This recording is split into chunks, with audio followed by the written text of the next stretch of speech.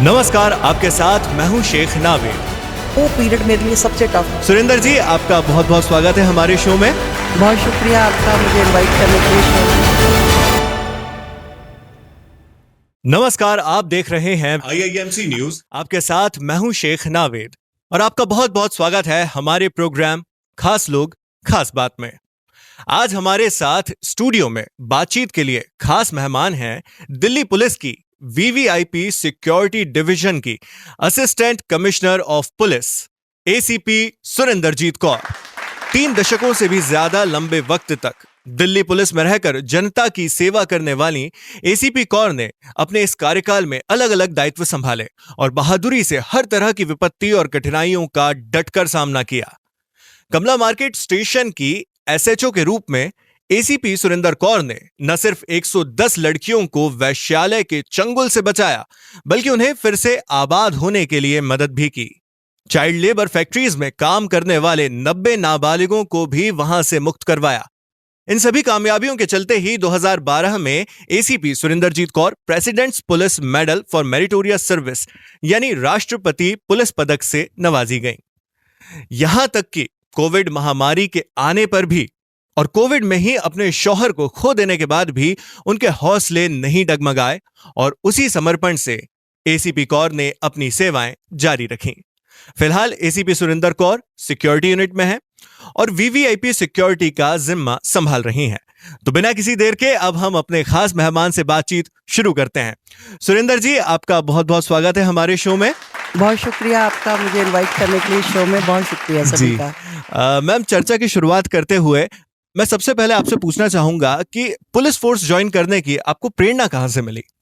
प्रेरणा सबसे पहले तो मेरे फादर दिल्ली पुलिस में कांस्टेबल थे, तो उनको यूनिफॉर्म में देखती थी, उनको लेकर था। फिर मिसेस किरण बेदी जी, आपने देखा कि 75-79 के आसपास उन्होंने भी जो है IPS आई थी, वो दिल्ली पुलिस की फर्स्ट महिला IPS ऑफिसर थी। तो उनको देखकर काफ़ी कुछ ये था कि फोर्स की जो यूनिफॉर्म है वो अट्रैक्ट करती थी मुझे, और उसकी ने मुझे जो है इस फोर्स में आने के लिए प्रेरित किया।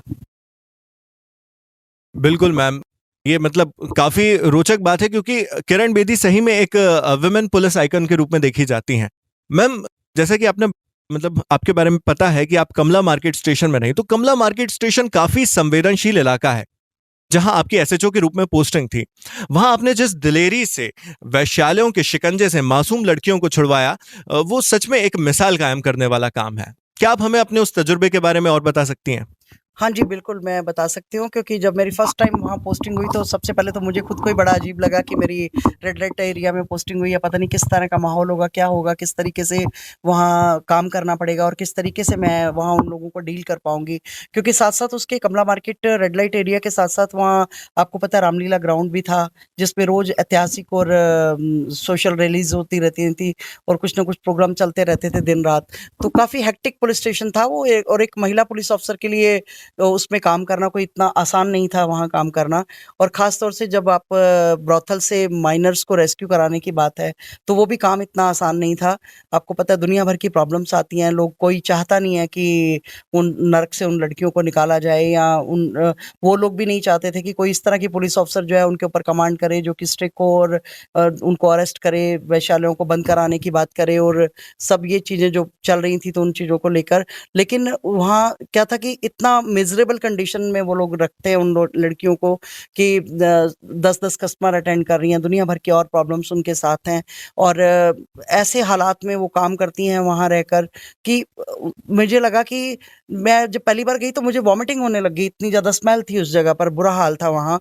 लेकिन मैंने सोचा कि जब मुझे पोस्ट किया गया है तो अब मुझे इनके लिए कुछ करना है, और मैंने वो अपनी सबसे ज़्यादा पुलिस के ऊपर एलिगेशन लगता था कि आप वहाँ से कि पुलिस इन्फॉर्मेशन लीक कर देती है, जिसकी वजह से जो है लड़कियां रेस्क्यू नहीं हो पाती हैं। एनजीओज जो थी वो बिलीव जल्दी से पुलिस के ऊपर करना नहीं चाहती थी। तो लेकिन धीरे-धीरे इस जो मिथ को मैंने तोड़ा, लोगों के अंदर कॉन्फिडेंस पैदा किया। जो एनजीओज थी उनको ये बताया कि हम लोग लड़कियों को रेस्क्यू बिल्कुल आपके जैसे-जैसे इन्फॉर्मेशन मिलेगी रेस्क्यू कराएँगे, क्योंकि एक महिला होने के नाते मुझे लगता था कि इससे ज़्यादा और बुरा काम क्या हो सकता है। जिनको बहला-फुसलाकर नौकरी का झांसा देके, प्यार का झांसा देके, या ये कहिए कि उनको जो है शादी का बहाना लगाकर अलग-अलग ऐसे रिमोट एरियाज़ से जहाँ बहुत ज़्यादा गरीबी है, बहला-फुसलाकर उनको अच्छी अपॉर्च्युनिटीज़ देने का बहाना करके लाकर ब्रॉथल्स में बेच दिया जाता था। जिनको सपने लेके लड़कियाँ आती थी, उनको ये नहीं पता होता था कि यहाँ पर हमें जो है वो इस तरीके से कस्टमर अटेंड करने पड़ेंगे और नहीं करेंगे तो मार-पिटाई भी होगी और हम कभी ज़िंदगी में अपने पेरेंट्स को नहीं मिल पाएँगे। और ऐसा समाज उसको ऐसी लड़कियों को एक्सेप्ट करने को तैयार नहीं होता। इवन पेरेंट्स उन लड़कियों को एक्सेप्ट करने को तैयार नहीं होते। तो उस जगह से, उन नर्क में से उनको मुक्ति दिलाना, मुझे लगता है कि इससे ज़्यादा पायस कोई काम हो नहीं सकता था। तो उस चीज़ को लेके मैंने वो स्ट्रैटेजी बनाई, इन्फॉर्मेशन लीक ना होने के लिए ये किया कि मैं अपने स्टाफ को भी इन्फॉर्मेशन नहीं देती थी। पहले खुद ब्रॉथल पे पहुँच जाया करती थी और वहाँ जाकर फिर मैं अपने स्टाफ को कॉल किया करती थी। लेकिन धीरे-धीरे मेरे स्टाफ ने भी मुझे कोऑपरेट करना शुरू किया और सब मिलके हम लोगों ने काम किया। तो इस वज़ह से इतना ज़्यादा जो फैक्ट्रियों से बच्चों को रेस्क्यू कराना या इतने सारी लड़कियों को, माइनर्स सारी लड़कियों को रेस्क्यू कराना, वो तभी पॉसिबल हो पाया वहाँ पर रहकर। जी मैम, जैसा कि आपने बताया ये तजुर्बा बहुत ही अपने आप में खास था। आप पर इसका व्यक्तिगत तौर पर क्या असर पड़ा? क्योंकि इतना बड़ा काम करने करने के बाद हमारी शख्सियत में, हमारी पर्सनैलिटी पर भी इसका कोई प्रभाव पड़ता है। बिल्कुल, मुझ सबसे बड़ा तो प्रभाव यही था कि मुझे ये लगा कि एक ऐसा मैंने वो देखिए, मेरी ड्यूटी तो जो है पुलिस को लेके वो तो मेरी क्राइम को सॉल्व करना और किसी भी तरह का क्राइम ना होने देना, वो मेरी ज़िम्मेवारी बनती है कि प्रिवेंशन ऑफ क्राइम और डिटेक्शन ऑफ क्राइम, वो दोनों मेरी अपनी रिस्पॉन्सिबिलिटीज़ हैं ही हैं। लेकिन उसके साथ-साथ जो एक मैंने वहाँ पे कम्युनिटी पुलिसिंग डेवलप की, जो क्योंकि वहाँ मिक्स पॉपुलेशन थी, तो उनके बीच में रहकर उन लोगों को जाके मोटिवेट करना, उनको गाइड करना, उनको उनके वेलफेयर के बारे में बताना, खास तौर से जो वहाँ स्कूल थे उनमें जाके बच्चियों को, जो मुस्लिम कम्युनिटी बहुत ज़्यादा थी, वहाँ लड़कियों को जैसे एजुकेशन के लिए बहुत ज़्यादा नहीं आगे प्रेरित किया जाता था। तो लोगों को मैंने जैसे मस्जिद की जो नमाज़ जिससे अदा करते हैं उस माइक से मैंने सबको जो है वो मैसेज कन्वे किया ताकि लोग अपनी मैक्सिमम लोगों तक मेरी बात पहुँच पाए। तो मैम, जैसा कि आपने बताया कि ये जो आपका एक्सपीरियंस था काफ़ी मतलब काफ़ी ख़ास रहा ये अपने आप में। तो मैम, इन पीड़ित महिलाओं को, लड़कियों को फिर से आबाद करने के लिए आपने जो जद्दोजहद की, यहाँ तक कि उनमें से कुछ की शादियाँ तक आपने करवाई। तो मैम, कैसा अनुभव रहा इसमें? और किस चीज़ से आपको ये प्रेरणा मिली जो आपने इसके लिए इतना मज़बूत रुख रखा? मेरा मेन यही था कि मैंने, क्योंकि जो कंडीशन मैंने वहाँ ब्रॉथल्स में लड़कियों की देखी, जो सिचुएशन में मैंने उनको देखा कि उनको किस तरीके से कस्टमर अटेंड करने पड़ते हैं और क्यों इस तरह के सिचुएशंस में, और जब मैंने कई जगह मुझे जब समन वारंट इशू होते थे तो लड़कियों को उनके घरों से लाकर कोर्ट में प्रोड्यूस करना पड़ता था। तो जब मैंने उनके घरों में जाके, मुझे वेस्ट बंगाल जाने का मौका मिला, आंध्रा में जाने का मौका मिला, तो मैंने देखा कि इतनी मिज़रेबल कंडीशन है उनके घरों की भी। तो तब समझ में आया कि किन सिचुएशंस में वो क्यों ल्यूर हो जाती हैं, क्यों वो आके लोगों के बहकावे में आ जाती हैं, कि क्यों जॉब के चक्कर में वो दिल्ली तक चली आती हैं उस सफ़र के लिए, क्यों लोग उनको शादी का झांसा देके, महँगे-महँगे गिफ्ट दे के बहला-फुसला के ले आते हैं। तो वो चीज़ें जो थी वो मेरे को लगा कि इ इस हालत में अगर इनको जो है, जब तक ये चीज़ें नहीं होंगी कि इनको रिहैबिलिटेट नहीं किया जाएगा, तब तक कोई फ़ायदा नहीं होगा। ये वापस इसी ब्रॉथल्स में रहेंगी या और कहीं जाके प्रोस्टिट्यूशन का काम शुरू हो जाएगा। तो वो चीज़ों को अवॉइड करने के लिए मैंने काफ़ी सारी एनजीओज़ से बात की, काफ़ी सारे जो फैक्ट्रीज़ हैं, उनके ओनर्स से बात की, जो कंपनियाँ हैं, उनसे बात की, ताकि वो कुछ इस तरीके का उन लोगों को प्रोवाइड करा सकें कि जो लोग ये काम नहीं करना चाहते। तो हमने काफ़ी सारी लड़कियों को जैसे सिलाई के लिए उनको मशीनें प्रोवाइड कराई, ताकि वो अपनी उन चीज़ों को लेके हेल्प कर सकें, और उन लोगों को एजुकेशन के लिए उनके लिए कुछ हेल्प की। कुछ उन लोगों का, जैसे मैंने आपको बताया कि 5 लड़कियों की मैंने शादी कराई, और वो उन्हीं लोगों से उन्होंने शादी की जो ब्रॉथल पे विज़िट करते थे। तो वो एक बहुत बड़ी बात थी, उनके पेरेंट्स को कन्विंस करना, उनको बताना कि अगर ये लड़का जो है ये बहुत बड़ा स्टेप उठा रहा है, अगर ये लड़की को शादी कर रहा है, और ये एक समाज के लिए बहुत अच्छा वो एक प्लेटफ़ॉर्म है कि वो इस तरह की लड़की को एक अच्छी ज़िंदगी देने जा रहा है, जिसको कि कोई भी एक्सेप्ट करने को तैयार नहीं होता। तो वो जो 5 लड़कियों की मैंने शादी कराई, 2 के सबके जो है 2-2 बच्चे हैं आज की डेट में, कोई नानी कहता है, कोई दादी कहता है। तो वो चीज़ें एक मुझे, एक बीइंग अ लेडी, एक मदर फिगर थी, क्योंकि मैं खुद भी एक मदर थी उस टाइम पर, मेरा बेटा है। तो ये सब चीज़ों ने मुझे इतना ज़्यादा प्रेरित किया कि हम इनको तभी मुक्ति दिला पाएँगे इस नरक से, जब तक इनको रिहैबिलिटेट नहीं कर पाएँगे। क्योंकि गरीबी अगर रही और वो मुद्दा वहाँ रहा, तो वो तो फिर दोबारा कहीं न कहीं उनको किसी न किसी झांसे में वो आएँगी। तो ऐसे कर के हेल्प करने की कोशिश की, तो वो तभी था कि अगर इन चीज़ों को लेके मैं नहीं करती, तो मुझे लगता है कि मैं जस्टिस नहीं कर पाती। तो अपनी जो मेरा रूटीन का काम है, उससे आगे बढ़कर मैंने एक स्टेप और लेने की कोशिश की, जो मैंने वो शादियों वाली बात की, या मैंने उनको कहीं जॉब दिलाने की कोशिश की, या मैंने उनको मशीनें वगैरह प्रोवाइड कराई ताकि वो इस नरक की ज़िंदगी से निकल कर एक अच्छी लाइफ़ को लीड कर सकें, जो अपनी जिनको फैमिली एक्सेप्ट भी नहीं कर पा रही हैं, ताकि वो जाके कम से कम इतनी इंडिपेंडेंट तो हो जाएँ कि अपनी लाइफ़ को खुद जो है वो बेटर बना सकें। तो वो मेरा मेन मकसद यही था, माइंड में मेरी यही चीज़ चल रही थी। जी मैम। तो ये तो था मैम का शुरुआती सफर। अब इसके बाद हम लोग रुकेंगे एक छोटे से ब्रेक के लिए। ब्रेक के उस पार लौटेंगे तो मैम से जानेंगे मैम ने जो विभिन्न भूमिकाओं में पुलिस डिपार्टमेंट में काम किया है, उसमें मैम का किस तरह का तजुर्बा रहा। तो आप बने रहिए हमारे साथ। ब्रेक के बाद खास लोग खास बात में आपका फिर से स्वागत है। अब हम आगे की ओर बढ़ते हैं और मैम से पूछते हैं, मैम जाहिरी तौर पर आपने पुलिस में बहुत से पदों पर काम किया है, चाहे वो नानकपुरा में महिलाओं और बच्चों के लिए स्पेशल पुलिस यूनिट हो, या फिर साउथ ईस्ट डिस्ट्रिक्ट में क्राइम अगेंस्ट वुमेन सेल हो, या फिर कोविड-19 का सेल ही क्यों ना हो। इनमें काम करने में आपको कैसा अनुभव मिला? क्योंकि ये सभी भूमिकाएं अपने आप में आम पुलिसिंग से काफी अलग हैं। जी, इसमें बेसिकली क्या था ना कि क्राइम अगेंस्ट वुमेन सेल और ये जो स्पेशल पुलिस यूनिट है, ये भी basically crime against women cell को ही डील करती है। लेकिन इसके साथ-साथ इसमें जो है हम लोग सेल्फ डिफेंस की ट्रेनिंग देते हैं, ताकि लड़कियाँ जो है वो इतनी कैपेबल बन पाएँ। तो उसके लिए हमने स्कूल को, कॉलेजेस को, रेजिडेंट वेलफेयर एसोसिएशंस के साथ मिलकर, या फिर जो हॉस्टल्स हैं या जहाँ पर भी लड़कियाँ वर्किंग हैं, उनकी जो कंपनियों से बात करके लड़कियों को सेल्फ डिफेंस की ट्रेनिंग दी, ताकि लोग अपने आप को, लड़कियाँ खास तौर से, वो फिजिकली अगर स्ट्रांग होंगी तो वो जो छोटे-छोटे क्राइम है, चाहे वो स्नैचिंग है, चाहे वो रॉबरी है, चाहे वो स्टॉकिंग है, चाहे वो उनको एक अंधेरी जगह से निकल के अगर गुज़रना है, तो उस जगह पर भी वो अपने आप को इतना कैपेबल, इतना सक्षम समझ पाएँ कि उनको डर ना लगे किसी चीज़ों से। छोटा-मोटा क्राइम अगर उनके साथ होता है तो उसको ईज़िली डील कर सकें और मुँह तोड़ जवाब दे सकें उस क्राइम का, ताकि वो अपने आप को स्नैच होने से बचा सकें, रॉबरी होने से बचा सकें। और खास तौर से वो जो है अगर उनके साथ स्टॉकिंग होती है, अगर कोई छेड़छाड़ करने की कोशिश करता है, तो इस तरह के क्राइम से वो अपने आप को बचा सके और वो बोल्ड हों। इसके लिए हम लोगों ने जो है सेल्फ डिफेंस की ट्रेनिंग जगह-जगह जाके दी, और साउथ ईस्ट डिस्ट्रिक्ट में रह के 35,000 के करीब लड़कियों को हम लोगों ने जो है वो ट्रेनिंग ऐसे सभी कॉलेजों, स्कूलों में और डिफरेंट डिफरेंट प्लेसेस पर दी। इसके साथ-साथ ये भी था कि ये ट्रेनिंग के साथ-साथ हमारे को ये था कि मैंने ये देखा कि क्योंकि मैं एक जो है वो जॉइंट फैमिली में रहती थी, तो मैंने देखा कि सबसे ज़्यादा डोमेस्टिक वायलेंस जो है वो एक बहुत बड़ा मुद्दा है लड़कियों के लिए, जो शादी होके जाती हैं, बड़े अरमानों के साथ दूसरे घर में पहुँचती हैं और बाद में उनको पता लगता है उनके साथ मार-पिटाई हो रही है, या उनको ठीक से ट्रीट नहीं किया जा रहा है, या कि छोटी-छोटी चीज़ों को लेके जो है घर में इस तरह के सिचुएशन हो गई हैं कि लड़कियाँ जो है वो क्राइम अगेंस्ट वुमेन सेल में आई हैं।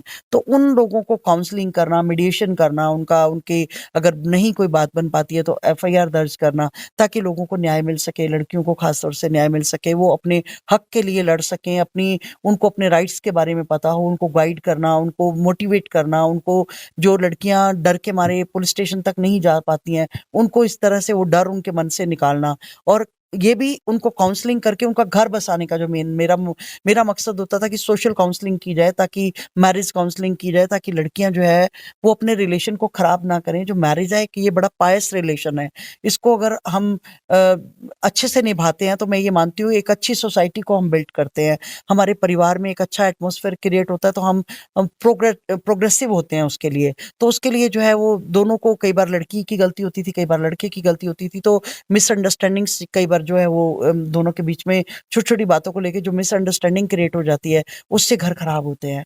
तो मैरिज जो है एक पायस रिलेशन जो है उसको बचाए रखने के लिए मेरा मकसद रहता था कि मैं खुद भी घंटों बैठ के काउंसलिंग किया करती थी, ताकि लड़कियों को अब जो है एक अपना अच्छा घर बसाने में, जो अगर उनको ससुराल में जो प्रॉब्लम आ रही है उनको डील करने में, उनको एक जो है पॉजिटिव प्लेटफॉर्म मिल पाए, और लड़का भी अच्छे से उनको जो है लड़कियों को रख पाए। फैमिली को, जहाँ मुझे लगता था कि इन-लॉज़ को कुछ समझाने की ज़रूरत है, तो वो भी हम लोग करते थे। जहाँ लगता था कि नहीं, बात बन ही नहीं पा रही है, समझने को कोई तैयार नहीं है, वहाँ मीडिएशन भी कराते थे। कई बार एफआईआर भी दर्ज करने की नौबत आती है। तो ये सब चीज़ें in different different police stations में रहकर, डिफरेंट डिफरेंट जो यूनिट्स में रहकर, ये मैंने जो है वो अपने टाइम में की हैं।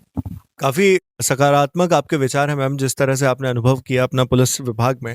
मैम, अब आप सिक्योरिटी यूनिट में हैं और दिल्ली के जो राजनेता हैं और जो मशहूर व अहम हस्तियाँ हैं, उनकी वीवीआईपी सिक्योरिटी सँभाल रही हैं। तो मैम, क्या आप हमें अपने वर्तमान ज़िम्मेदारियों के बारे में थोड़ा कुछ बता सकती हैं? मेरे पास अभी मैं वीपीपी सेक्शन में हूँ, जिसको कि विजिटिंग पीपी सेक्शन बोलते हैं। जो प्रोटेक्टी हैं, जो जेड प्लस सिक्योरिटी जिनको दी गई है, उनको मैं लुक आफ्टर करती हूँ। उसके साथ-साथ हमें डिफेंस मिनिस्टर, होम मिनिस्टर की सिक्योरिटी का जो है वो भी उनके जो जिस जगह पे उनकी मूवमेंट रहती है, उस जगह पर जाकर हम लोगों को देखना पड़ता है कि उसकी सिक्योरिटी और उनकी उनकी सेफ्टी और सिक्योरिटी की रिस्पॉन्सिबिलिटी हमारे ऊपर रहती है। तो हम लोग जाके उस जगह पर अपना जो 2-3 घंटे पहले जो पूरा अरेंजमेंट देखना, सारा उनकी एडवांस लाइजनिंग मीटिंग करना, किस तरीके से जहाँ पर भी वीवीआईपी ने विजिट करना है, उस जगह पर उस एरिया को प्रोटेक्ट करना, ये सब चीज़ें हमें जो है वो देखनी पड़ती हैं सिक्योरिटी यूनिट में रह के। वो काम मैं कर रही हूँ। जितने भी जेड प्लस प्रोटेक्टी हैं, वो जब भी दिल्ली विजिट करते हैं तो उनको उनकी प्रोटेक्शन उनको ठीक तरीके से मिले, क्योंकि स्टेट से अलग-अलग स्टेट से लोग आए हुए होते हैं। तो उनको वीवीआईपीज़ को ये सिक्योरिटी मिल पाए कि उनके साथ कोई हादसा ना हो, कोई उनके साथ कोई इस तरह का कोई क्राइम ना हो जाए या इस तरह का कोई उनके साथ इंसिडेंट ना हो जाए कि जिससे दिल्ली पुलिस की रेपुटेशन खराब हो। तो ये एक बहुत बड़ा ज़िम्मेवारी वाली पोस्ट है और इसके ऊपर रहकर अपनी उस ड्यूटी को हम कोशिश करते हैं कि बिना पब्लिक को डिस्टर्ब किए हम मैक्सिमम अपने वीवीआईपी को सिक्योरिटी देना भी हमारी ड्यूटी है, पब्लिक भी डिस्टर्ब ना हो, वो भी हमें देखना है। तो वो सब चीज़ों को लेके हम लोग हेल्प करते हैं लोगों को। जी मैम, ये बात तो बिल्कुल आपने ठीक कही, क्योंकि जब भी वीवीआईपी सिक्योरिटी का मामला होता है तो दिल्ली उसमें सही में सबसे आगे, क्योंकि सबसे ज़्यादा वीवीआईपी अगर देखा जाए तो यहीं पर होते हैं। और ये बात भी किसी से छुपी नहीं है कि वीवीआईपी सिक्योरिटी होने के बाद भी कभी भी आम जो नागरिक होते हैं उनकी किसी भी रोज़मर्रा की ज़िंदगी में कोई बाधा नहीं पड़ती। तो मैम, एक जो काफ़ी क्रूशियल इश्यू इसमें रहता है, वो रहता है दिल्ली के ट्रैफ़िक मैनेजमेंट का। तो मैम, वीवीआईपी मूवमेंट के दौरान आप ट्रैफ़िक मैनेजमेंट किस तरह से करवाते हैं? ट्रैफ़िक हमारा जो हमारी पूरी ट्रैफ़िक यूनिट है दिल्ली पुलिस की, जो कि इसको मैनेज करती है। पूरा हम ऑलरेडी सारी जगह पर लगा दिया जाता है स्टाफ, हर एक चौराहे पर हमारे कांस्टेबल रहते हैं, ताकि जब वीवीआईपी की मूवमेंट हो तो कम से कम पब्लिक जो है डिस्टर्ब हो, क्योंकि पब्लिक को अपने घर भी जाना है, अपने ऑफ़िसेज़ भी जाना है, उनको कोई हॉस्पिटल जा रहा है, कोई किसी इमरजेंसी में जा रहा है, तो उनकी किसी के साथ कोई हादसा ना हो, कोई अपने टाइम पर अपने गंतव्य तक पब्लिक भी टाइम पे पहुँच पाए। तो कई बार होता है, सफ़र करना पड़ता है, क्योंकि जब वीवीआईपी को जब क्रॉस देना पड़ता है तो उस टाइम पे 2-4 मिनट के लिए जो है वो ट्रैफिक डिस्टर्ब होता है थोड़ा बहुत, लेकिन वो भी, क्योंकि वो भी एक हमारी बहुत बड़ी क्रूशियल रिस्पॉन्सिबिलिटी है और जो नेता है उसको प्रोटेक्ट करना भी हमारा बहुत ज़रूरी है, क्योंकि तभी वो हमारे देश के जो वो नुमाइंदे हैं, जो कि पूरे कंट्री को चला रहे हैं, उनकी सेफ्टी सिक्योरिटी भी बहुत ज़रूरी है। तो हम कोशिश करते हैं कि हम हमारा जो स्टाफ है, जो ख़ास तौर से जो ट्रैफिक यूनिट है, वो बहुत अच्छे तरीके से मेंटेन करती है इन चीज़ों को, देखती है कि किस टाइम वीआईपी की मूवमेंट होनी है, उसी हिसाब से वो रूट देख लेते हैं कि कहाँ से कम जो है ट्रैफिक डिस्टर्ब हो और वीवीआईपी भी आराम से अपने गंतव्य तक पहुँच जाए और पब्लिक जो है उसको भी किसी तरह की इस तरह की प्रॉब्लम से ना गुज़रना पड़े और जो टाइम पे जहाँ पर भी जिसको जाना है वो टाइम पे जा पाए। तो ये हमारा वो मैनेजमेंट जो है वो ट्रैफिक यूनिट, साथ में लोकल पुलिस, साथ में हमारी सिक्योरिटी यूनिट, सब लोग मिलके इस चीज़ को जो है हम अच्छे से देखते हैं। मतलब काफ़ी कॉम्प्लेक्स और मैथमेटिकल टाइप का ये टास्क है ना? जी, जी, काफ़ी जी। प्लानिंग के थ्रू इसको कर जी, पाते हैं। जी, जी। तो ये थी मैम की जो अभी वर्तमान में जो भूमिका है और जो विविध प्रकार के उन्होंने पुलिस में अपने रोल निभाए हैं, उसके बारे में। अब इसके बाद हम एक छोटा-सा ब्रेक लेंगे और ब्रेक के बाद जल्द लौटेंगे, फिर मैम से पूछेंगे कि मैम, वर्तमान में जो महिलाओं का रोल है पुलिस फ़ोर्स में, उसके बारे में मैम के क्या विचार हैं? तो कहीं मत जाइएगा, छोटे से ब्रेक के बाद फिर लौटते हैं।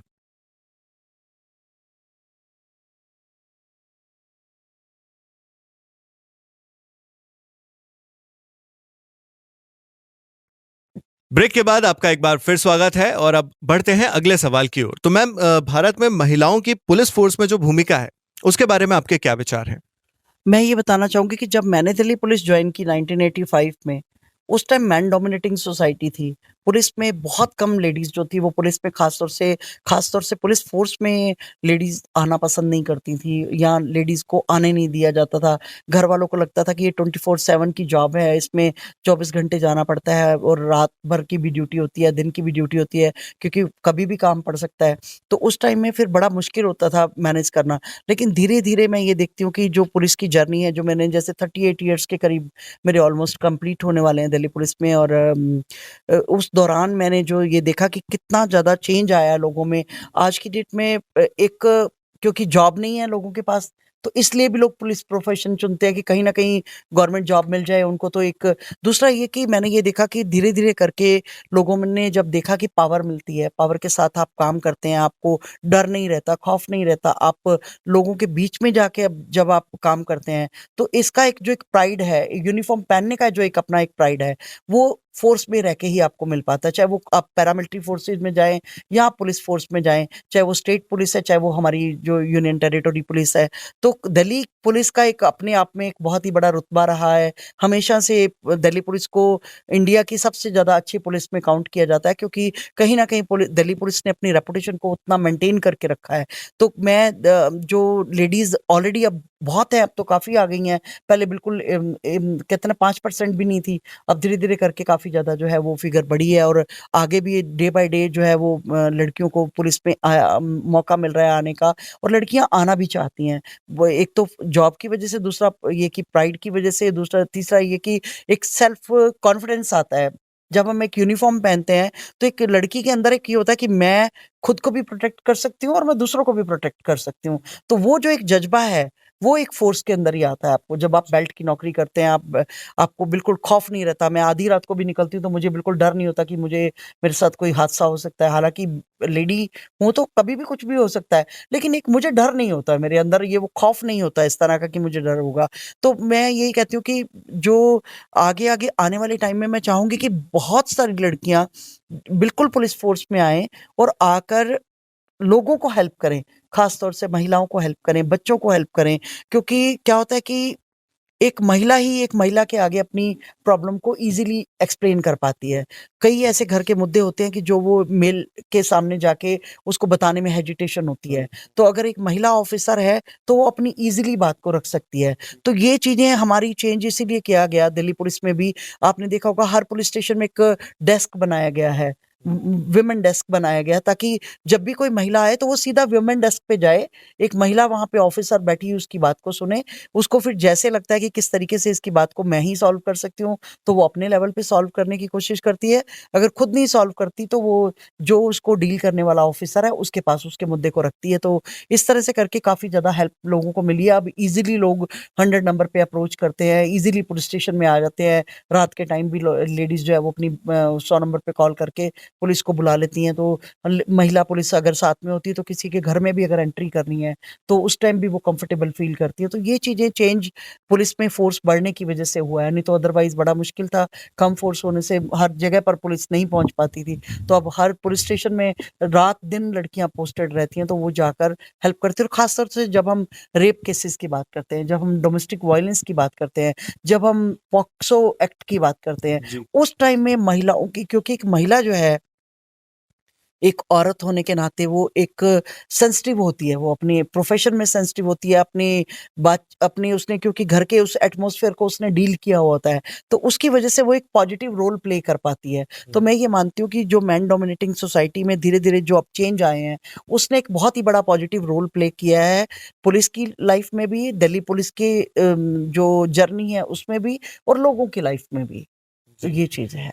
मैम, जैसा कि आपने बताया कि महिलाओं का काफ़ी अलग रोल है दिल्ली पुलिस में। अगर आपसे मैं पूछूँ कि एक महिला पुलिस अफ़सर होने के नाते आप कैसे प्रोफ़ेशनल और पर्सनल लाइफ़ में एक बैलेंस बना पाती हैं? क्योंकि बहुत सारी ज़िम्मेदारियाँ रहती हैं। बिल्कुल। ये बहुत ज़रूरी है, क्योंकि जब तक अ, टाइम मैनेजमेंट और जो स्किल है आपकी, जो मैनेजमेंट स्किल है, क्योंकि आपको घर भी देखना है, ख़ास तौर से अब मैं पुलिस में रहकर आपको बताऊँ कि जब मैं कमला मार्केट थी, तो अन्ना हज़ारे जी 12 दिन के लिए अनशन पे बैठे, तो मैं 13 दिन तक अपने घर नहीं जा पाई।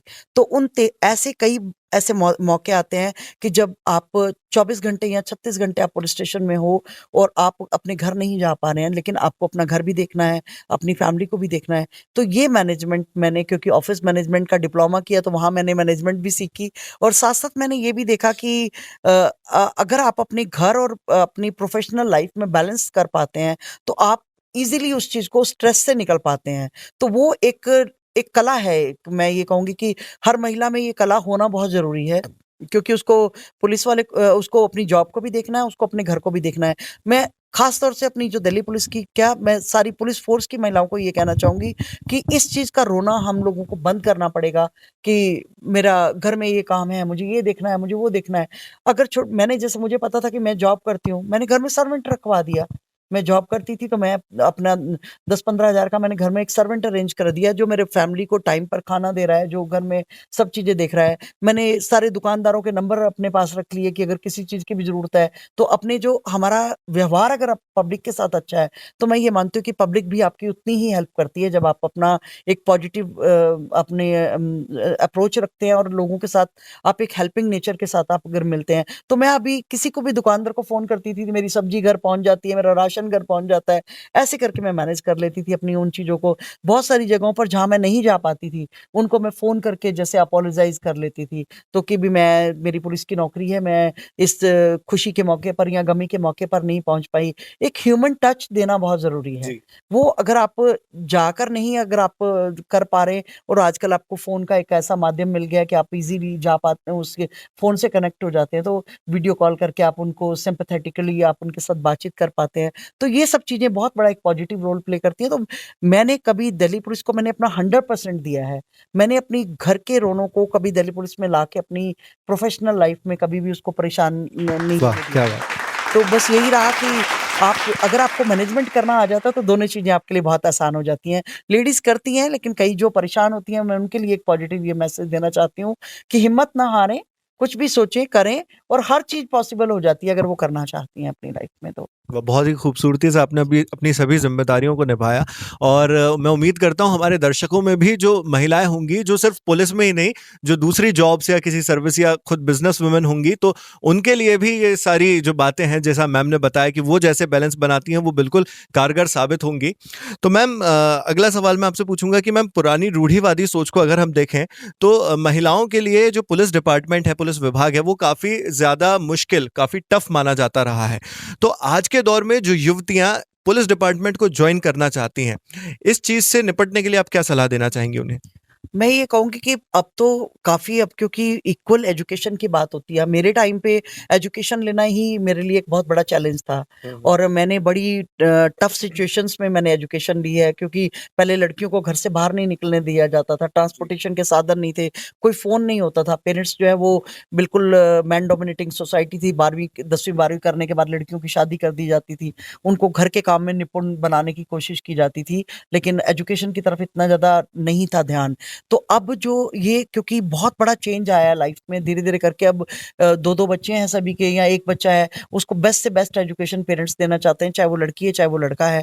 तो उसमें पुलिस फ़ोर्स जॉइन अगर लड़कियाँ करती हैं, तो मैंने आपको पहले भी जैसे बताया कि हम फ़ोर्स में रहकर वो इतना बड़ा एक पावर जब उनको मिलेगी, वो दूसरों को भी हेल्प कर पाएँगी, खुद अपने आप को हेल्प कर पाएँगी, अपने आप को प्रोटेक्टेड वो फ़ील कर पाएँगी, और वो उस समाज में रह के इस तरह के जो चीज़ें हैं, जो इस तरह की प्रॉब्लम्स आती हैं, जो उनको लगता है कि वो अपनी लाइफ में नहीं कर पाईं, वो आगे आके वो कर पाएँगी अगर वो करना चाहेंगी तो।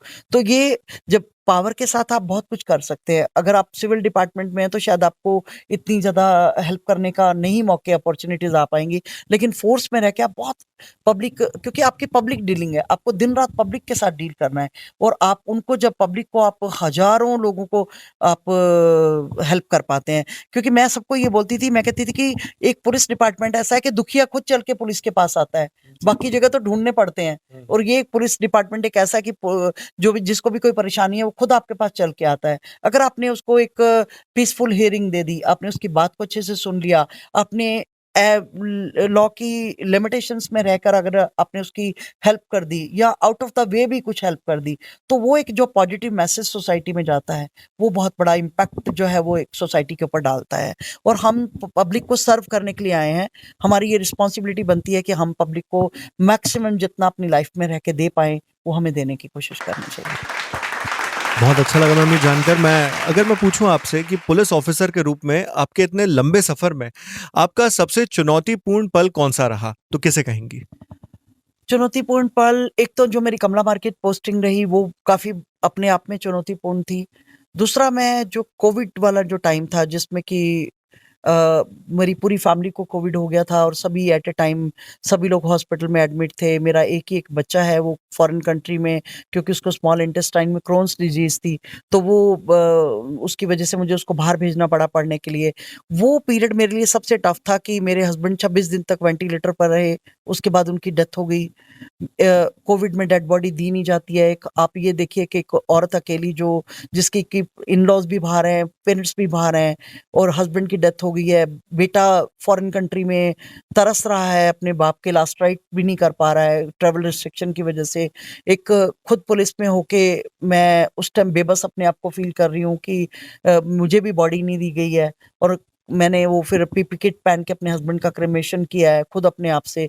फिर मेरे 2 महीने बाद ही मेरे बेटे का, क्योंकि क्रोन्स डिज़ीज़ थी, वो स्ट्रेस की वजह से बढ़ गई उसकी डिज़ीज़, उसका ऑपरेशन हुआ, मैं उसको देखने नहीं जा पा रही हूँ।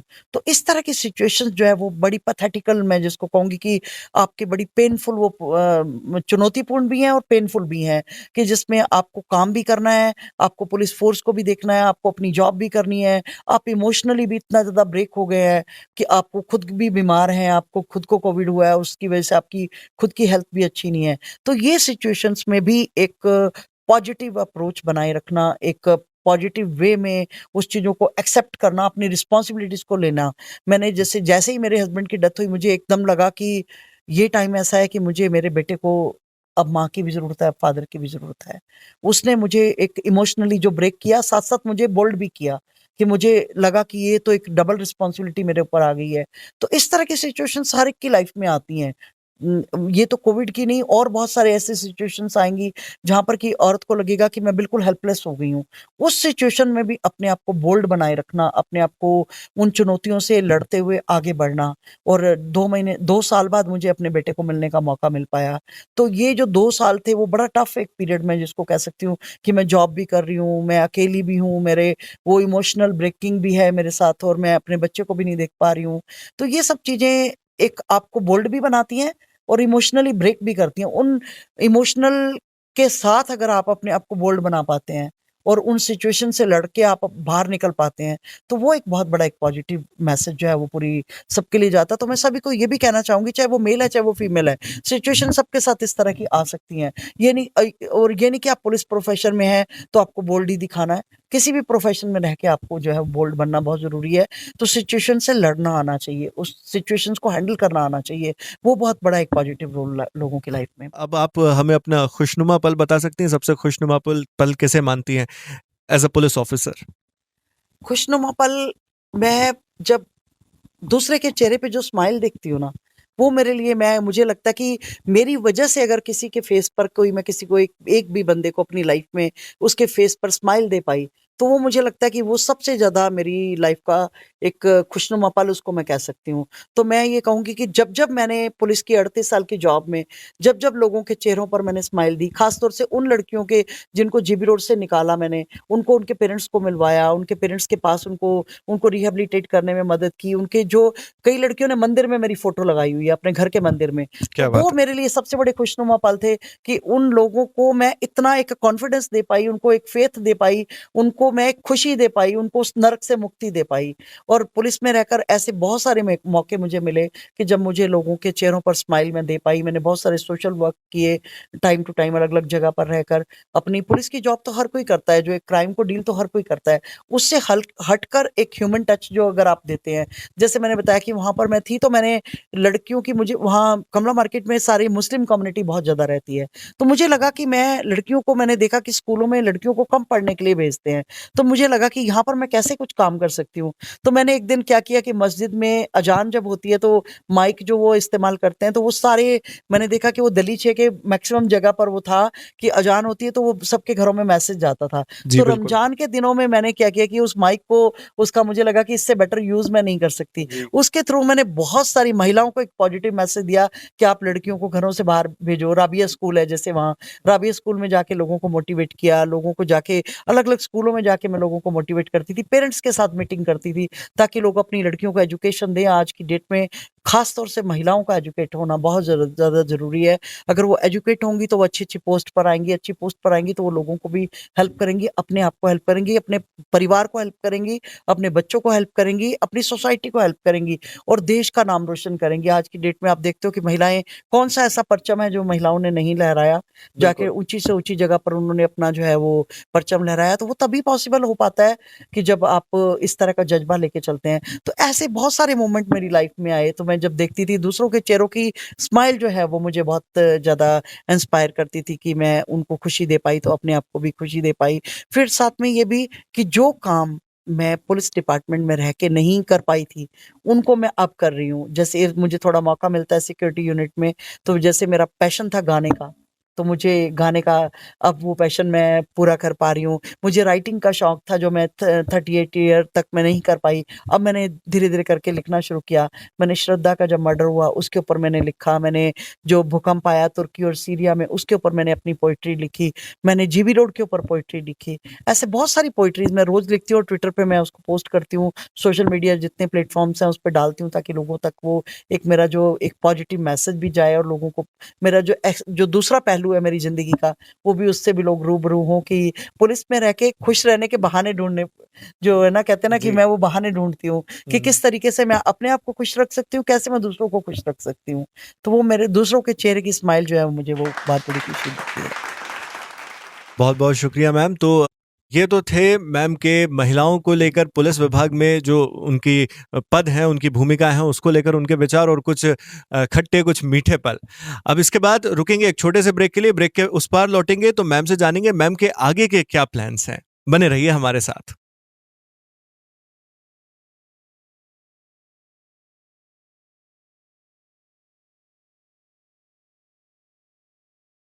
ब्रेक के बाद आपका एक बार फिर स्वागत है खास लोग खास बात में।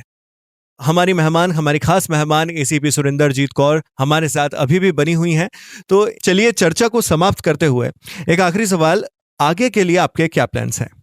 आगे के लिए मैं एक तो आपको बताऊँ कि क्योंकि मैं ह्यूमन ट्रैफिकिंग वाले मुद्दे पर काफ़ी मैंने काम किया है, तो मेरा काफ़ी सारी एनजीओज़ जो है मुझसे हेल्प लेती रहती हैं। काफ़ी सारे पुलिस ऑफ़िसर्स मुझे कॉल कर कर के पूछते रहते हैं कि किस तरीके से अगर उनके यहाँ पे कोई क्राइम होता है इस तरह का तो वो भी हेल्प माँगते हैं। तो मेरा एक तो ह्यूमन ट्रैफिकिंग के ऊपर काम करने का बहुत मन है कि मैं जो मेरा काफ़ी लंबा एक्सपीरियंस रहा है वहाँ का, उन सर्विसेज़ को मैं कंटिन्यू करूँ, काफ़ी सारी एनजीओज़ के साथ मिलकर, काफ़ी सारे लोगों के साथ मिलकर तो ताकि जो ये एक किसी भी महिला को इतना लाचार ना होना पड़े कि उसको इस प्रोफ़ेशन में आना पड़े या उसके साथ ज़बरदस्ती ये प्रोफ़ेशन उससे करवाया जाए।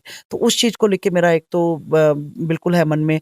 दूसरी बात ये कि मुझे क्योंकि अब मैंने काफ़ी टाइम पुलिस फ़ोर्स को दिया है, मुझे अब जो फ़ैमिली के प्रति रिस्पॉन्सिबिलिटी जैसे मैंने बताया कि मेरे अब हस्बैंड नहीं है, तो मुझे बच्चे के प्रति भी मेरी रिस्पॉन्सिबिलिटी है, उसकी मैरिज मुझे करनी है, उसको आगे एक लाइफ़ जो है उसकी प्रॉपर्ली सेटल करनी है, तो उसके लिए मुझे कनाडा भी बेटे के पास भी कुछ टाइम के लिए शिफ्ट होना पड़ेगा।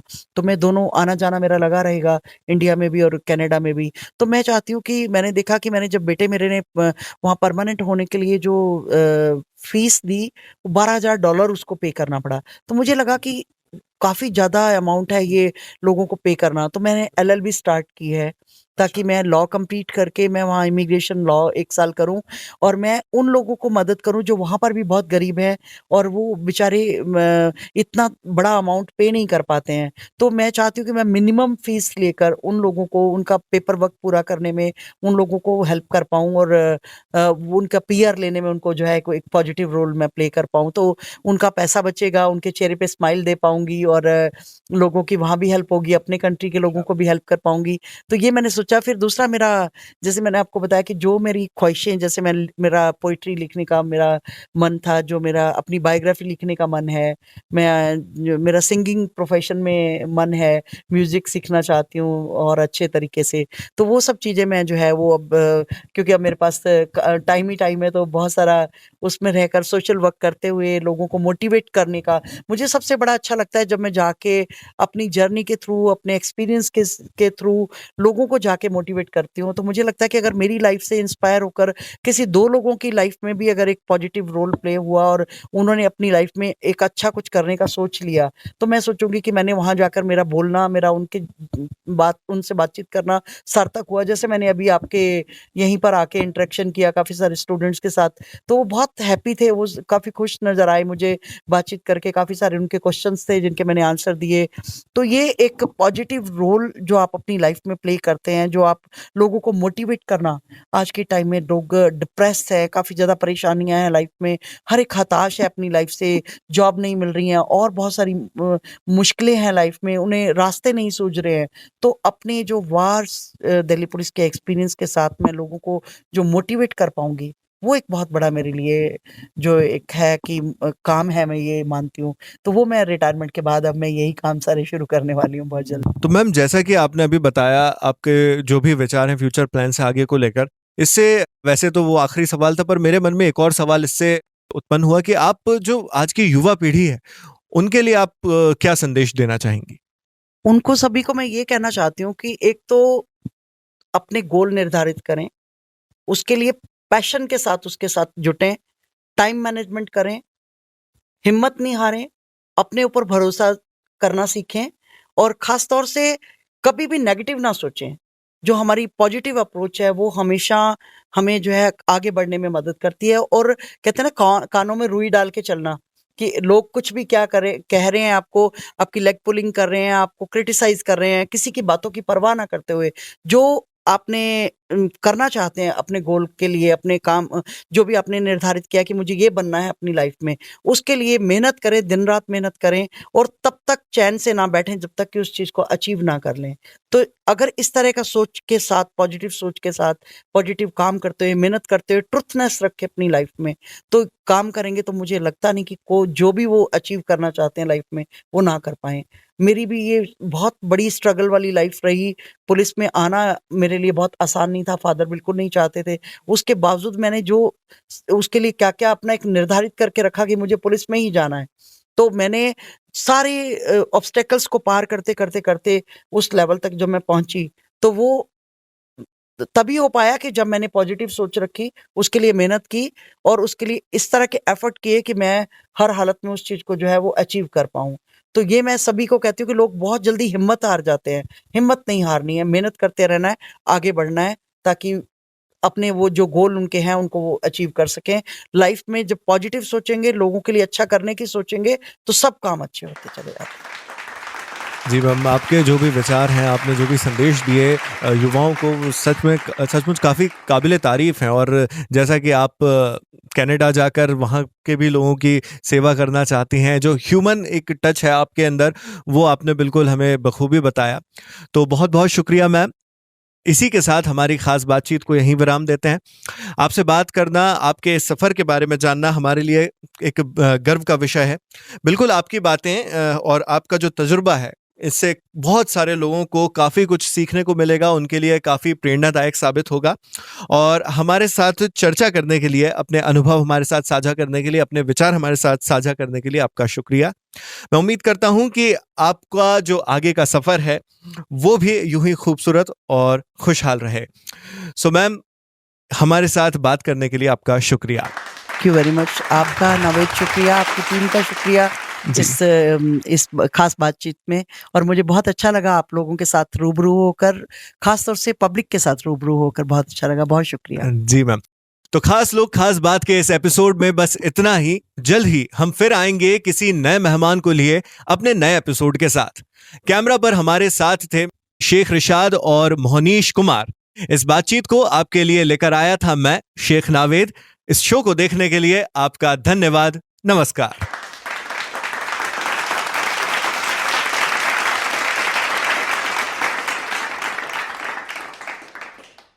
नहीं, वाह, क्या बात। तो बस यही रहा कि अगर आपको मैनेजमेंट करना आ जाता तो दोनों चीज़ें आपके लिए बहुत आसान हो जाती हैं। लेडीज़ करती हैं लेकिन कई जो परेशान होती हैं, मैं उनके लिए एक पॉजिटिव ये मैसेज देना चाहती हूँ कि हिम्मत ना हारें, कुछ भी सोचें, करें और हर चीज़ पॉसिबल हो जाती है अगर वो करना चाहती हैं अपनी लाइफ में तो। बहुत ही खूबसूरती से आपने अभी अपनी सभी ज़िम्मेदारियों को निभाया और मैं उम्मीद करता हूँ हमारे दर्शकों में भी जो महिलाएँ होंगी, जो सिर्फ़ पुलिस में ही नहीं, जो दूसरी जॉब्स या किसी सर्विस या खुद बिज़नेस वुमेन होंगी, तो उनके लिए भी ये सारी जो बातें हैं, जैसा मैम ने बताया कि वो जैसे बैलेंस बनाती हैं, वो बिल्कुल कारगर साबित होंगी। तो मैम अगला सवाल मैं आपसे पूछूँगा कि मैम पुरानी रूढ़िवादी सोच को अगर हम देखें, तो महिलाओं के लिए जो पुलिस डिपार्टमेंट है, पुलिस विभाग है, वो काफ़ी ज़्यादा मुश्किल, काफ़ी टफ़ माना जाता रहा है। तो आज के दौर में जो युवतियां पुलिस डिपार्टमेंट को ज्वाइन करना चाहती हैं, इस चीज से निपटने के लिए आप क्या सलाह देना चाहेंगी उन्हें? मैं ये कहूँगी कि अब तो काफ़ी अब क्योंकि इक्वल एजुकेशन की बात होती है। मेरे टाइम पे एजुकेशन लेना ही मेरे लिए एक बहुत बड़ा चैलेंज था और मैंने बड़ी टफ सिचुएशंस में मैंने एजुकेशन ली है क्योंकि पहले लड़कियों को घर से बाहर नहीं निकलने दिया जाता था। ट्रांसपोर्टेशन के साधन नहीं थे, कोई फ़ोन नहीं होता था। पेरेंट्स जो है वो बिल्कुल मैन डोमिनेटिंग सोसाइटी थी। 12वीं 10वीं 12वीं करने के बाद लड़कियों की शादी कर दी जाती थी। उनको घर के काम में निपुण बनाने की कोशिश की जाती थी, लेकिन एजुकेशन की तरफ इतना ज़्यादा नहीं था ध्यान। तो अब जो ये क्योंकि बहुत बड़ा चेंज आया है लाइफ में धीरे-धीरे करके अब 2-2 बच्चे हैं सभी के या 1 बच्चा है, उसको बेस्ट से बेस्ट एजुकेशन पेरेंट्स देना चाहते हैं, चाहे वो लड़की है, चाहे वो लड़का है। तो उसमें पुलिस फ़ोर्स जॉइन अगर लड़कियाँ करती हैं, तो मैंने आपको पहले भी जैसे बताया कि हम फ़ोर्स में रहकर वो इतना बड़ा एक पावर जब उनको मिलेगी, वो दूसरों को भी हेल्प कर पाएँगी, खुद अपने आप को हेल्प कर पाएँगी, अपने आप को प्रोटेक्टेड वो फ़ील कर पाएँगी और वो उस समाज में रह के इस तरह के जो चीज़ें हैं, जो इस तरह की प्रॉब्लम्स आती हैं, जो उनको लगता है कि वो अपनी लाइफ में नहीं कर पाईं, वो आगे आके वो कर पाएँगी अगर वो करना चाहेंगी तो। तो ये जब पावर के साथ आप बहुत कुछ कर सकते हैं। अगर आप सिविल डिपार्टमेंट में हैं, तो शायद आपको इतनी ज़्यादा हेल्प करने का नहीं मौके अपॉर्च्युनिटीज़ आ पाएँगी। लेकिन फ़ोर्स में रह के आप बहुत पब्लिक क्योंकि आपकी पब्लिक डीलिंग है, आपको दिन-रात पब्लिक के साथ डील करना है और आप उनको जब पब्लिक को आप हज़ारों लोगों को आप हेल्प कर पाते हैं। क्योंकि मैं सबको ये बोलती थी, मैं कहती थी कि एक पुलिस डिपार्टमेंट ऐसा है कि दुखिया खुद चल के पुलिस के पास आता है, बाकी जगह तो ढूँढने पड़ते हैं और ये एक पुलिस डिपार्टमेंट एक ऐसा है कि जो भी जिसको भी कोई परेशानी है, वो खुद आपके पास चल के आता है। अगर आपने उसको एक पीसफुल हियरिंग दे दी, आपने उसकी बात को अच्छे से सुन लिया, आपने लॉ की लिमिटेशंस में रहकर अगर आपने उसकी हेल्प कर दी या आउट ऑफ द वे भी कुछ हेल्प कर दी, तो वो एक जो पॉजिटिव मैसेज सोसाइटी में जाता है, वो बहुत बड़ा इम्पैक्ट जो है वो एक सोसाइटी के ऊपर डालता है और हम पब्लिक को सर्व करने के लिए आए हैं। हमारी ये रिस्पॉन्सिबिलिटी बनती है कि हम पब्लिक को मैक्सिमम जितना अपनी लाइफ में रह के दे पाएँ, वो हमें देने की कोशिश करनी चाहिए। बहुत अच्छा लगा मैम ये जानकर। अगर मैं पूछूं आपसे कि पुलिस ऑफिसर के रूप में आपके इतने लंबे सफर में आपका सबसे चुनौतीपूर्ण पल कौन सा रहा, तो किसे कहेंगी? चुनौतीपूर्ण पल एक तो जो मेरी कमला मार्केट पोस्टिंग रही वो काफ़ी अपने आप में चुनौतीपूर्ण थी। दूसरा मैं जो कोविड वाला जो टाइम था जिसमें कि मेरी पूरी फैमिली को कोविड हो गया था और सभी एट अ टाइम सभी लोग हॉस्पिटल में एडमिट थे। मेरा एक ही एक बच्चा है वो फॉरेन कंट्री में क्योंकि उसको स्मॉल इंटेस्टाइन में क्रोन्स डिजीज़ थी, तो वो उसकी वजह से मुझे उसको बाहर भेजना पड़ा पढ़ने के लिए। वो पीरियड मेरे लिए सबसे टफ था कि मेरे हस्बैंड 26 दिन तक वेंटिलेटर पर रहे, उसके बाद उनकी डेथ हो गई। कोविड में डेड बॉडी दी नहीं जाती है। एक आप ये देखिए कि एक औरत अकेली जो जिसकी कि इन-लॉज़ भी बाहर हैं, पेरेंट्स भी बाहर हैं और हस्बैंड की डेथ हो गई है। बेटा फॉरेन कंट्री में तरस रहा है, अपने बाप के लास्ट राइट भी नहीं कर पा रहा है, ट्रैवल रिस्ट्रिक्शन की वजह से। एक खुद पुलिस में होके मैं उस टाइम बेबस अपने आप को फ़ील कर रही हूँ कि मुझे भी बॉडी नहीं दी गई है और मैंने वो फिर पीपी किट पहन के अपने हस्बैंड का क्रेमेशन किया है खुद अपने आप से। फिर मेरे 2 महीने बाद ही मेरे बेटे का क्योंकि क्रोन्स डिज़ीज़ थी वो स्ट्रेस की वजह से बढ़ गई उसकी डिज़ीज़, उसका ऑपरेशन हुआ, मैं उसको देखने नहीं जा पा रही हूँ। तो इस तरह की सिचुएशंस जो है वो बड़ी पैथेटिकल मैं जिसको कहूँगी कि आपकी बड़ी पेनफुल वो चुनौतीपूर्ण भी हैं और पेनफुल भी हैं कि जिसमें आपको काम भी करना है, आपको पुलिस फ़ोर्स को भी देखना है, आपको अपनी जॉब भी करनी है, आप इमोशनली भी इतना ज़्यादा ब्रेक हो गए हैं कि आपको खुद भी बीमार हैं, आपको खुद को कोविड हुआ है, उसकी वजह से आपकी खुद की हेल्थ भी अच्छी नहीं है। तो ये सिचुएशंस में भी एक पॉजिटिव अप्रोच बनाए रखना, एक पॉजिटिव वे में उस चीज़ों को एक्सेप्ट करना, अपनी रिस्पॉन्सिबिलिटीज़ को लेना।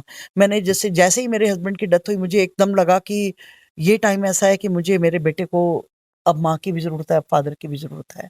उसने मुझे एक इमोशनली जो ब्रेक किया, साथ-साथ मुझे बोल्ड भी किया कि मुझे लगा कि ये तो एक डबल रिस्पॉन्सिबिलिटी मेरे ऊपर आ गई है।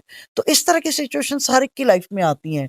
ये तो कोविड की नहीं, और बहुत सारे ऐसे सिचुएशंस आएँगी जहाँ पर कि औरत को लगेगा कि मैं बिल्कुल हेल्पलेस हो गई हूँ। उस सिचुएशन में भी अपने आप को बोल्ड बनाए रखना, अपने आप को उन चुनौतियों से लड़ते हुए आगे बढ़ना। और 2 साल बाद मुझे अपने बेटे को मिलने का मौका मिल पाया। तो ये जो 2 साल थे वो बड़ा टफ एक पीरियड मैं जिसको कह सकती हूँ कि मैं जॉब भी कर रही हूँ, मैं अकेली भी हूँ, मेरे वो इमोशनल ब्रेकिंग भी है मेरे साथ, और मैं अपने बच्चे को भी नहीं देख पा रही हूँ। तो ये सब चीज़ें एक आपको बोल्ड भी बनाती हैं और इमोशनली ब्रेक भी करती हैं। उन इमोशनल के साथ अगर आप अपने आप को बोल्ड बना पाते हैं और उन सिचुएशन से लड़ के आप बाहर निकल पाते हैं, तो वो एक बहुत बड़ा एक पॉजिटिव मैसेज जो है वो पूरी सबके लिए जाता है। तो मैं सभी को ये भी कहना चाहूँगी, चाहे वो मेल है, चाहे वो फीमेल है, सिचुएशन सबके साथ इस तरह की आ सकती हैं। ये नहीं कि आप पुलिस प्रोफ़ेशन में हैं, तो आपको बोल्ड ही दिखाना है। किसी भी प्रोफ़ेशन में रह के आपको जो है बोल्ड बनना बहुत ज़रूरी है। तो सिचुएशन से लड़ना आना चाहिए, उस सिचुएशंस को हैंडल करना आना चाहिए। वो बहुत बड़ा एक पॉजिटिव रोल लोगों की लाइफ में। अब आप हमें अपना खुशनुमा पल बता सकती हैं? सबसे खुशनुमा पल पल किसे मानती हैं एज़ अ पुलिस ऑफिसर? खुशनुमा पल, मैं जब दूसरे के चेहरे पे जो स्माइल देखती हूँ ना, वो मेरे लिए, मैं मुझे लगता है कि मेरी वजह से अगर किसी के फेस पर कोई, मैं किसी को एक एक भी बंदे को अपनी लाइफ में उसके फेस पर स्माइल दे पाई, तो वो मुझे लगता है कि वो सबसे ज़्यादा मेरी लाइफ का एक खुशनुमा पल उसको मैं कह सकती हूँ। तो मैं ये कहूँगी कि जब-जब मैंने पुलिस की 38 साल की जॉब में जब-जब लोगों के चेहरों पर मैंने स्माइल दी, ख़ास तौर से उन लड़कियों के जिनको जीबी रोड से निकाला मैंने, उनको उनके पेरेंट्स को मिलवाया, उनके पेरेंट्स के पास उनको उनको रिहैबिलिटेट करने में मदद की, उनके जो कई लड़कियों ने मंदिर में मेरी फ़ोटो लगाई हुई है, अपने घर के मंदिर में। तो क्या वो बात है! मेरे लिए सबसे बड़े खुशनुमा पल थे कि उन लोगों को मैं इतना एक कॉन्फिडेंस दे पाई, उनको एक फ़ेथ दे पाई, उनको मैं एक खुशी दे पाई, उनको उस नर्क से मुक्ति दे पाई। और पुलिस में रहकर ऐसे बहुत सारे मौके मुझे मिले कि जब मुझे लोगों के चेहरों पर स्माइल मैं दे पाई। मैंने बहुत सारे सोशल वर्क किए, टाइम टू टाइम अलग-अलग जगह पर रहकर। अपनी पुलिस की जॉब तो हर कोई करता है, जो एक क्राइम को डील तो हर कोई करता है। उससे हटकर एक ह्यूमन टच जो अगर आप देते हैं, जैसे मैंने बताया कि वहाँ पर मैं थी, तो मैंने लड़कियों की, मुझे वहाँ कमला मार्केट में सारी मुस्लिम कम्युनिटी बहुत ज़्यादा रहती है। तो मुझे लगा कि मैं लड़कियों को, मैंने देखा कि स्कूलों में लड़कियों को कम पढ़ने के लिए भेजते हैं। तो मुझे लगा कि यहाँ पर मैं कैसे कुछ काम कर सकती हूँ।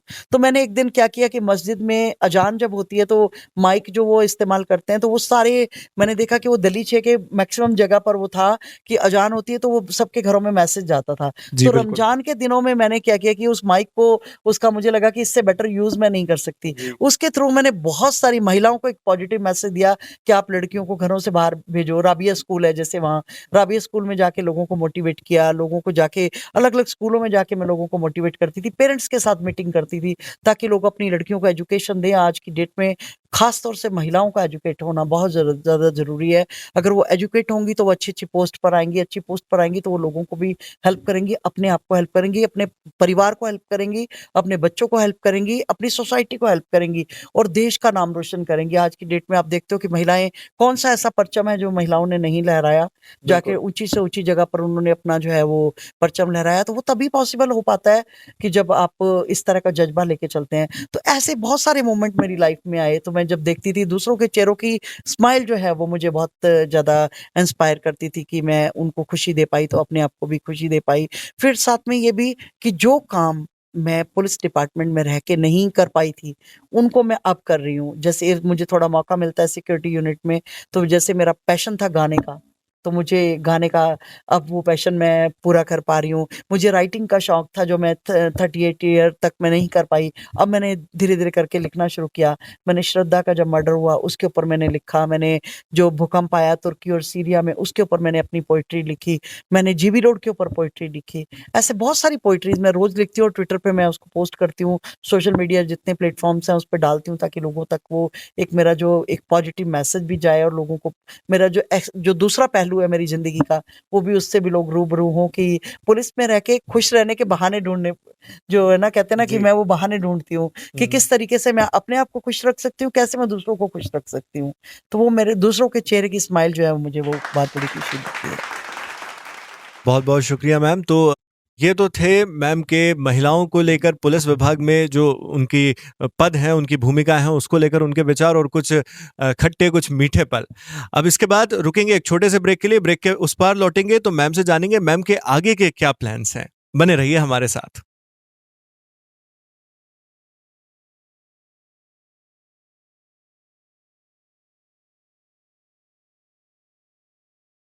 ब्रेक के बाद आपका एक बार फिर स्वागत है खास लोग खास बात में।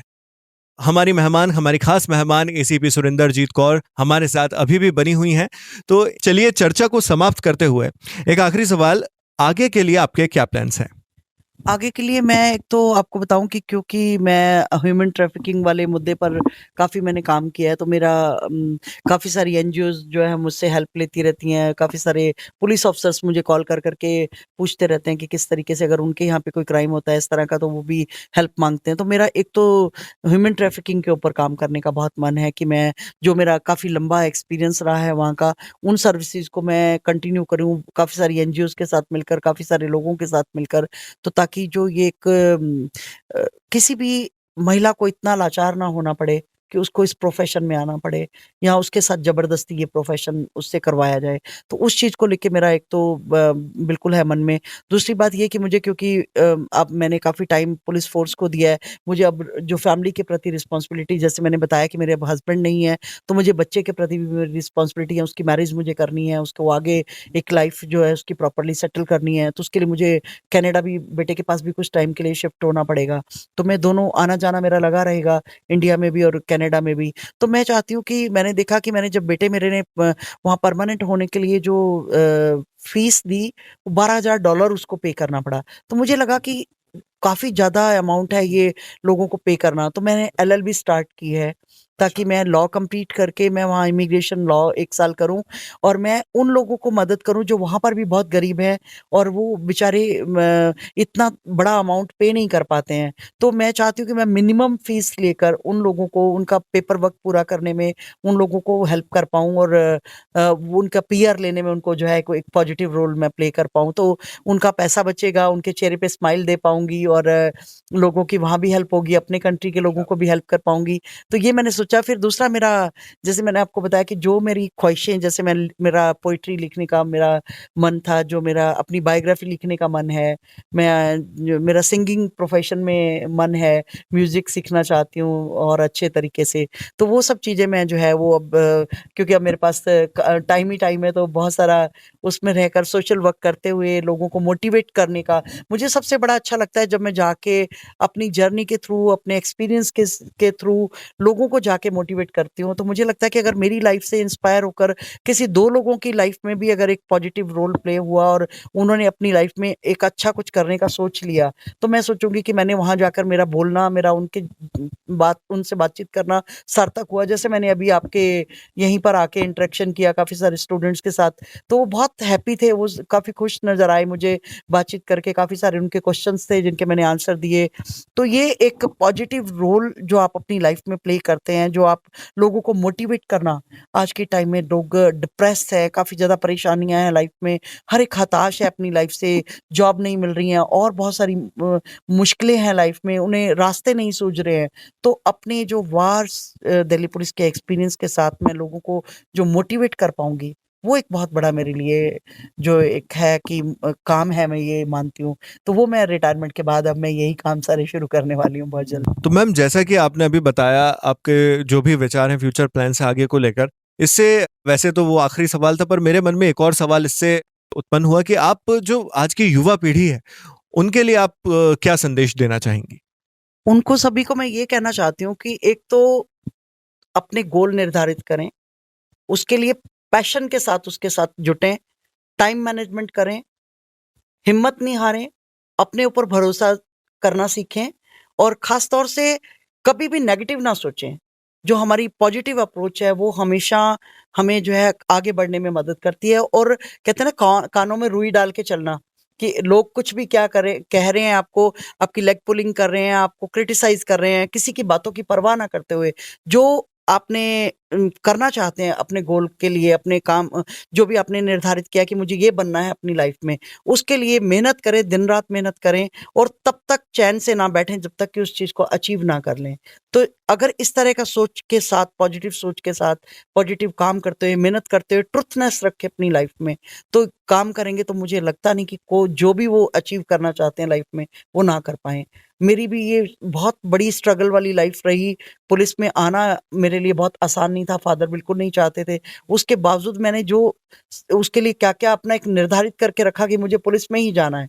तो मैंने सारे ऑब्स्टेकल्स को पार करते करते करते उस लेवल तक जब मैं पहुंची, तो वो तभी हो पाया कि जब मैंने पॉजिटिव सोच रखी, उसके लिए मेहनत की और उसके लिए इस तरह के एफर्ट किए कि मैं हर हालत में उस चीज़ को जो है वो अचीव कर पाऊँ। तो ये मैं सभी को कहती हूँ कि लोग बहुत जल्दी हिम्मत हार जाते हैं। हिम्मत नहीं हारनी है, मेहनत करते रहना है, आगे बढ़ना है, ताकि अपने वो जो गोल उनके हैं उनको वो अचीव कर सकें। लाइफ में जब पॉजिटिव सोचेंगे, लोगों के लिए अच्छा करने की सोचेंगे, तो सब काम अच्छे होते चले जाते हैं।